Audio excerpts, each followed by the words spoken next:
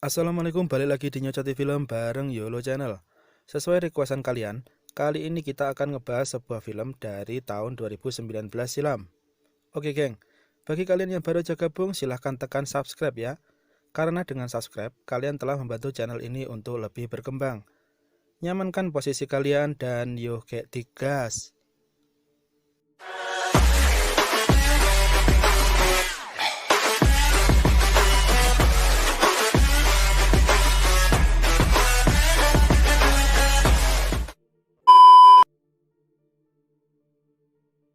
Film ini berjudul Rumah Kentang.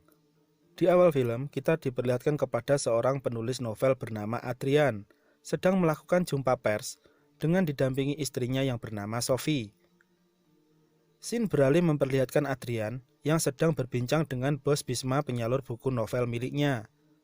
Beliau mengatakan jika akhir-akhir ini novel karya Adrian kurang diminati, karena para pembaca menganggap novel tersebut merupakan fiksi belaka, bukan bersumber dari pengalaman Adrian pribadi. Saat sedang di rumah, Adrian bingung mau mengangkat tema apa untuk novel berikutnya. Hingga tiba-tiba sebuah album foto terjatuh. Saat Adrian melihat foto-foto tersebut, terlintas di benaknya untuk pergi ke kampung Sophie, yang kebetulan masih ada sebuah villa di kawasan perkebunan kentang, peninggalan dari Pak Wongso, orang tua Sophie.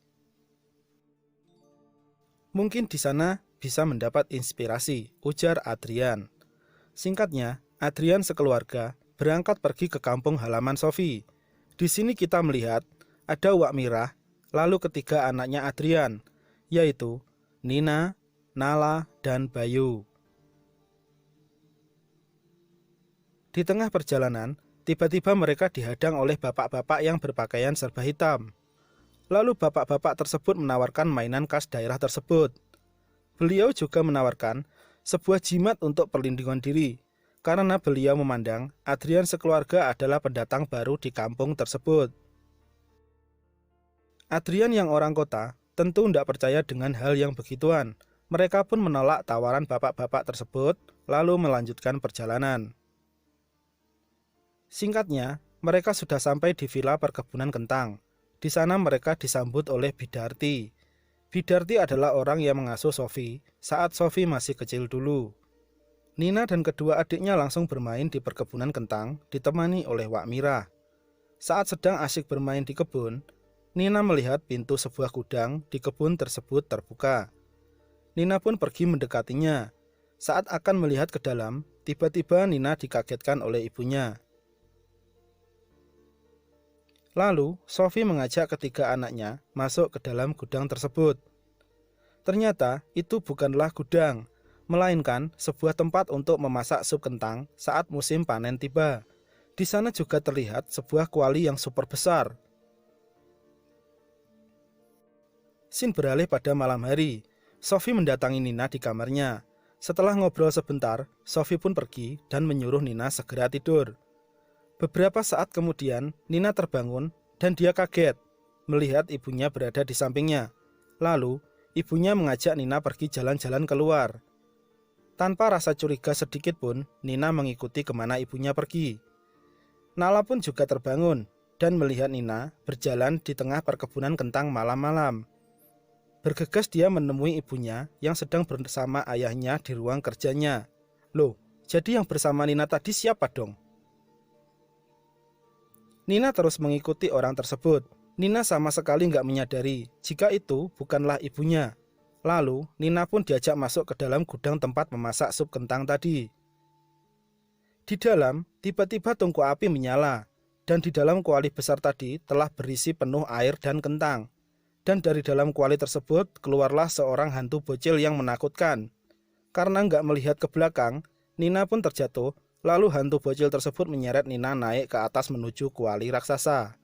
Adrian dan Sophie yang mendengar teriakan Nina segera mendobrak pintu gudang tersebut. Namun anehnya, tadi api yang menyala-nyala dan kuali yang penuh dengan kentang sekarang menjadi kosong. Di sana mereka nggak menemukan Nina, hanya bekas sobekan bajunya dan lampu ublik saja yang mereka dapati. Sophie sangat terpukul atas hilangnya Nina. Keesokan harinya, mereka semua pergi ke pasar desa dan mencoba mencari Nina. Tiba-tiba, Nala tertarik pada salah satu kedai mainan. Bayu dan Nala pun memilih-milih mainan di sana, ditemani oleh Wak Mirah. Di sini Wak Mirah dibuat kaget sama penjual di kedai itu. Ternyata itu adalah Mang Dadang yang tadi kita jumpai di saat mereka akan menuju rumah perkebunan kentang. Di sini Mang Dadang kembali memberikan jimat kepada Wak Mirah dan menyuruh semua yang ada di dalam rumah tersebut memakainya. Lalu Mang Dadang berpesan agar mereka berhati-hati karena di rumah tersebut ada penunggunya. Berpindah kepada malam hari, saat sedang tidur, tiba-tiba Bayu terbangun. Dia kaget karena melihat hantu yang menyerupai kakaknya Nina. Karena ketakutan, Bayu pun berteriak-teriak sehingga terdengar oleh Sofi dan Adrian. Sofi dan Adrian pun segera ke kamar Bayu dan menemukan Bayu bersembunyi di kolong tempat tidur. Bayu bercerita jika dia melihat Nina kakaknya, namun yang sekarang Nina menjadi seram. Sofi sebagai ibu yang baik berusaha menenangkan Bayu, hingga akhirnya Bayu pun tertidur. Tiba waktu tengah malam, Bayu kembali terbangun karena mendengar suara peluit miliknya. Bayu melihat ke jendela, nampak Nina memanggil-manggil dirinya dari luar. Beralih kepada Sofi dan Adrian yang sedang sibuk membuat novel. Tiba-tiba mereka terkejut mendengar suara peluit dari Bayu. Mereka segera pergi ke kamar Bayu. Di sana, Bayu sudah nggak ada lagi. Sofi dan Adrian langsung keluar rumah dan segera mencari Bayu. Beralih kepada Wak Mirah. Beliau sedang santuy, duduk di kursi goyang. Karena tertidur, jimat yang dipegangnya terjatuh. Dan langsung deh, mukanya si Wak dibelibet pakai kain tirai. Wak dengan sekuat tenaga mengambil jimatnya yang terjatuh. Lalu, tirai tersebut melepaskan Wak. Sementara, Bayu terus mengikuti kakaknya pergi menuju gudang di tengah kebun. Saat sudah berada di dalam gudang, dia nggak nemuin Nina. Tapi, Bayu malah dihantui oleh sosok hantu kecil.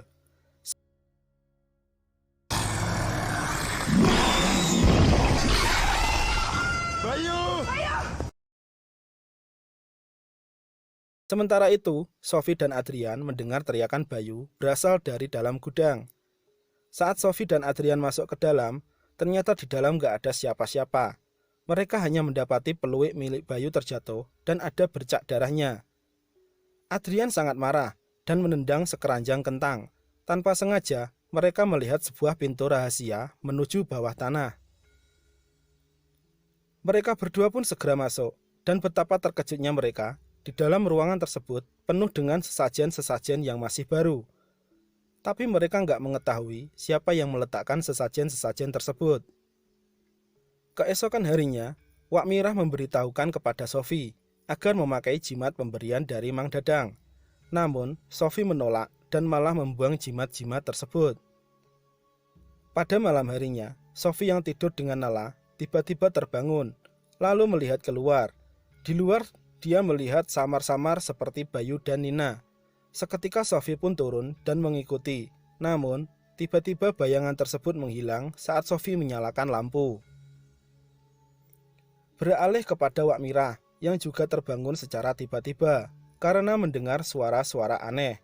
Saat melihat ke kolong tempat tidurnya, Wak Mirah melihat sosok hantu kecil yang tiba-tiba menyerangnya. Terkejut gak ya? Terkejutlah. Sampai-sampai tempat tidurnya terangkat dan terjatuh hampir mengenai badannya. Sofi yang mendengar teriakan Wak Mirah pun membuka pintu kamarnya. Sofi melihat langsung hantu kecil yang selama ini mengganggu mereka. Kini, hantu kecil tersebut menyerang Wak Mirah. Sofi terpaku melihat Wak Mirah diserang hantu tersebut. Sampai akhirnya, Sofi pun terpental dari kamar Wak Mirah. Adrian yang mendengar suara ribut di bawah segera keluar dan menemukan Sofi sedang kesakitan. Lalu, Adrian mendobrak kamar Wak Mirah dan menemukan Wak Mirah sudah pingsan. Keesokan harinya, dokter menyatakan Wak Mirah terkena stroke. Di sini Sofi menceritakan apa yang dilihatnya semalam. Dia yang awalnya nggak percaya dengan cerita-cerita Wak Mirah, kini mempercayai tentang adanya makhluk halus penunggu rumah tersebut. Malam harinya, Sofi pergi keluar rumah dan mencari-cari jimat yang sempat dia buang kemarin. Di saat yang bersamaan, hantu tersebut menyerupai Sofi dan membangunkan Nala. Nala pun mengikutinya karena menganggap itu ibunya. Sesampainya di lantai bawah, tiba-tiba saja wajah ibunya berubah menjadi menyeramkan dan banyak sekali kentang yang jatuh dari lantai atas.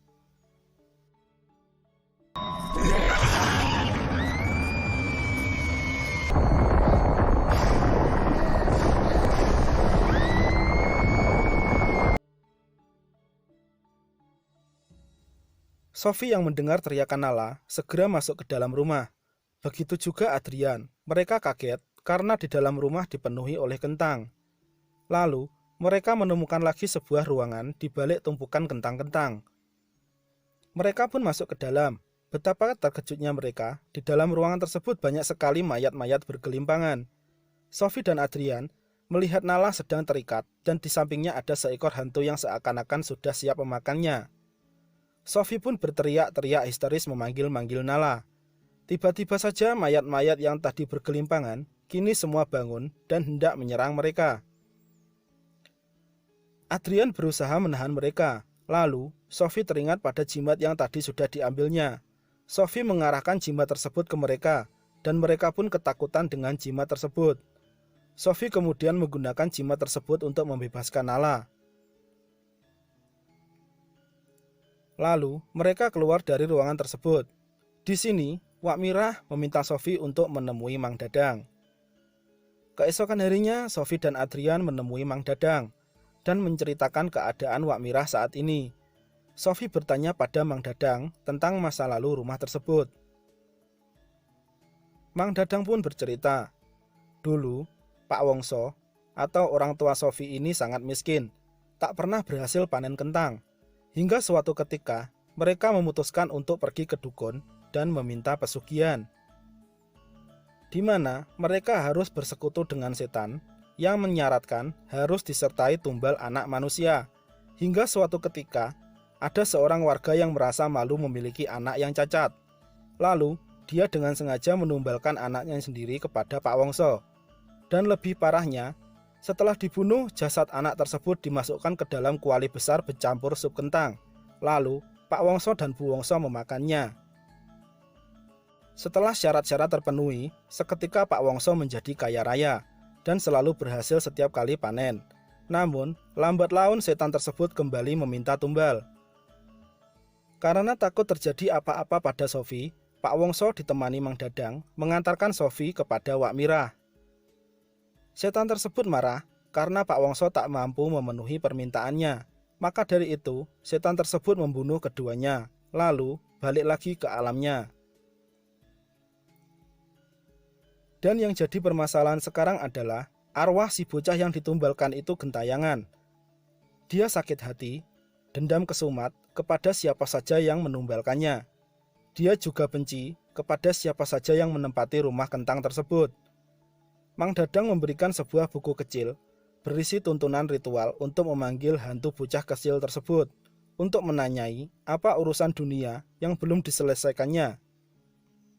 Adrian mengajak Mang Dadang ikut serta, namun Mang Dadang menolak ikut ritual karena siapa saja yang terlibat dalam penumbalan tersebut akan dibunuh oleh hantu tersebut, termasuk Mang Dadang selaku dukun yang membantu pesugihan untuk Pak Wongso.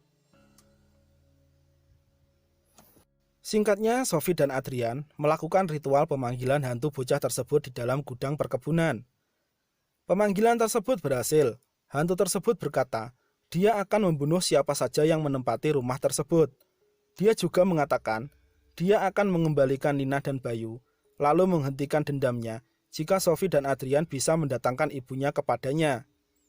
Rasa sakit hatinya pada ibunya sudah sangat dalam, karena dengan sengaja telah menumbalkan dirinya hingga membuat dia gentayangan. Di saat yang bersamaan, Mang Dadang terbangun dari tidurnya, mendengar sesuatu di dalam rumahnya. Dia mencoba membangunkan istrinya, namun yang ada di balik selimut bukanlah istrinya, melainkan setumpuk kentang. Dia sangat ketakutan, lalu pergi keluar. Ternyata istrinya sudah meninggal dibunuh oleh hantu bocah yang ditumbalkan. Tak lama berselang, Mang Dadang pun juga dibunuh oleh hantu tersebut.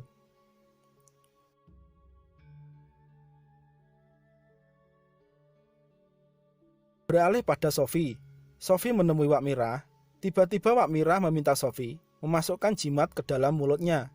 Tak lama kemudian Wak Mirah memuntahkan beberapa biji kentang beserta kalung tersebut. Dan seketika Wak Mirah sembuh dari sakitnya. Lalu Wak Mirah menceritakan apa saja yang telah dia dengar dari Mang Dadang.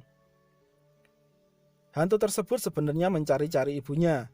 Namun, ibunya berhasil mengelabui dan membutakan hantu tersebut dengan memberikan sesajen setiap minggunya.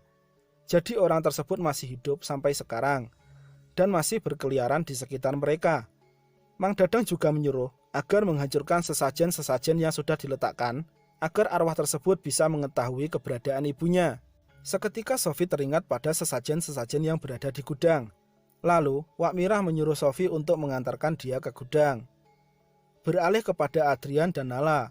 Tiba-tiba hantu tersebut menyamar menjadi sosok Sophie dan berhasil membujuk mereka berdua untuk melepaskan kalung jimatnya. Lalu sosok tersebut mengajak mereka masuk ke dalam ruang bawah tanah dan dengan santuinya Adrian mengikuti sosok tersebut tanpa merasa curiga sedikit pun.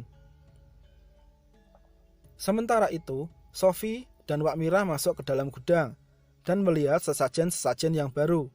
Di sini mereka baru menyadari bahwa ibu dari hantu tersebut adalah Bidarti. Karena selain mereka, hanya Bidarti yang masuk ke dalam rumah mereka.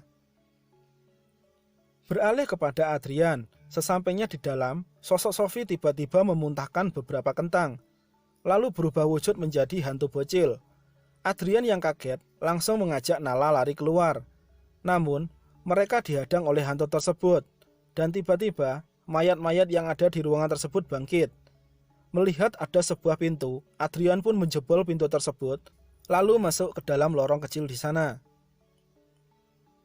Sementara, Sophie membakar ruangan sesajen di dalam gudang perkebunan kentang tersebut, dan segera kembali ke rumah.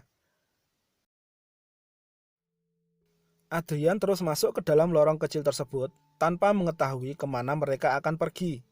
Dan hantu-hantu tersebut terus mengikuti mereka dari belakang. Sampai pada akhirnya, Adrian menemui jalan buntu dan mereka dikepung oleh hantu-hantu tersebut. Beruntung Sophie datang tepat waktu. Sophie langsung berteriak memanggil hantu tersebut, lalu membakar sesajen itu di hadapan hantu tersebut dan mengatakan bahwa Sophie mengetahui keberadaan ibunya. Lalu perlahan-lahan hantu tersebut menyingkir dan pergi. Mereka bertiga langsung keluar dari lorong tersebut. Malam itu juga, mereka semua keluar rumah dan pergi ke perkebunan kentang mencari Bayu dan Nina. Tak beberapa lama mencari, mereka menemukan Bayu dibungkus pakai goni dan tertutup daun-daunan kentang. Setelahnya mereka juga menemukan Nina. Mereka segera cabut dari rumah tersebut malam itu juga. Beralih pada Bidarti, hantu tersebut mendatangi Bidarti. Bidarti yang terbangun pun terkejut saat melihat banyak sekali kentang di rumahnya. Lalu dia terlempar ke atas dan jatuh ke sebuah meja hingga pecahan kaca menancap di mukanya. Tiba-tiba sebilah pisau melayang dan menembus lehernya. Film pun selesai. Oke geng, berakhir sudah perjumpaan kita kali ini. Serem cuk, kaget aku sampean. Menurut sumber yang aku dapat, ini tergolong urban legend sih, yang memang bener-bener ada ini rumah. Kalau kisahnya mungkin berbeda ya namanya juga film. Cukup sekian pertemuan kita kali ini. Sampai jumpa di video-video selanjutnya. Akhirul kalam, wassalamualaikum warahmatullahi wabarakatuh. Kebahagiaan.